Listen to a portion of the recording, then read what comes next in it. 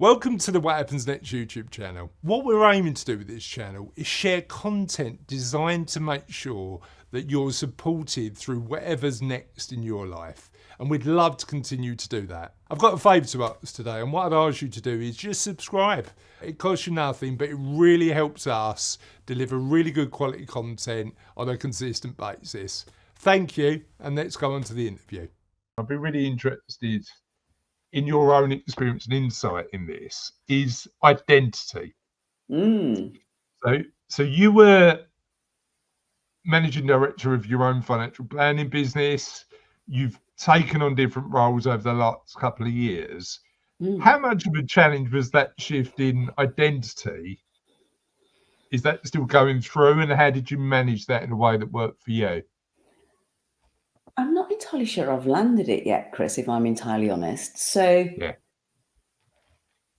There is that, that classic drinks party thing, and somebody will come shimmering up to you and say, and what do you do? And you know what? For me, depending on how much I can be bothered, I will often still say I'm a chartered financial planner.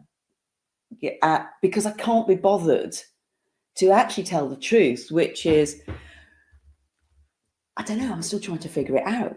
I'm exploring what I'm going to do next, because that takes quite a lot of explanation, doesn't it? And I suppose, if it was somebody that I really wanted to talk to and thought that they would understand that, and that sounds a bit rude, I don't mean it to be, but I would do. But it was a lot easier when I was able to say, oh, I own a financial planning business, or I'm when I was a practicing chartered financial planner, or even more recently when I was able to say, I'm chair of the Institute for Financial Wellbeing, because that sounds like it's something. Yeah. Now what I'm doing, and I'm, just testing it out on you really, Chris, is like, well, I'm doing a couple of things. So I'm doing some coaching for financial planning business owners and people who are going through periods of transition.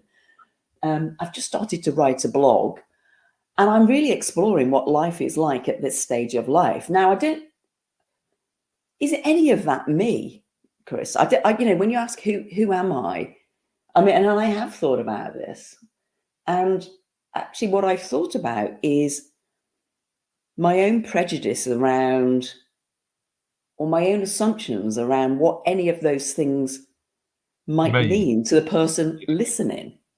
And I've got a friend of mine who, I love her to bits, and she has had what's the right word? It's I'm not even going to say. She has done lots of different things throughout life, and she absolutely hates being asked, what do you do for a living? Because she hasn't got one succinct answer. And so maybe the responsibility is with us meeting new people to not try to label people by what they do. So what's the question that we could ask instead? Is, how do you spend your time?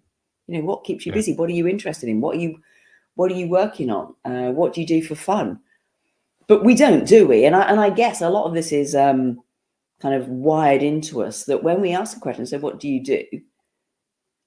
Consciously or unconsciously, we're trying to decide where you fit in the tribe. Are you part of my tribe? Are you somebody that's going to understand the way that I live my life? What's your wealth bracket? It's like there's so many things that are going on.